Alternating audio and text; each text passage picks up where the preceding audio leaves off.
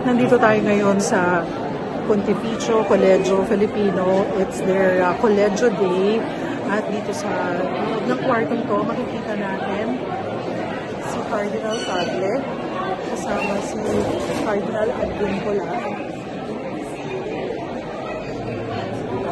Ang pang mga pare.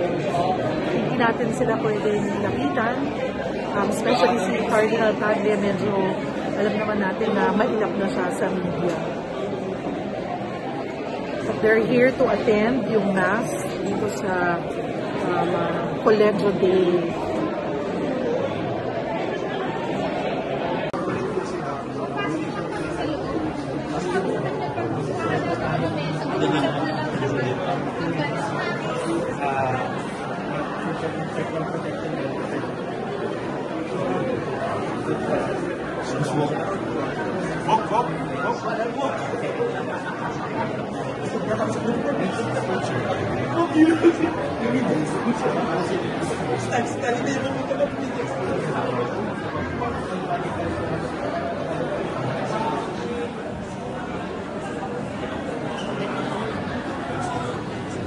Position mo na sila, yung mga pare.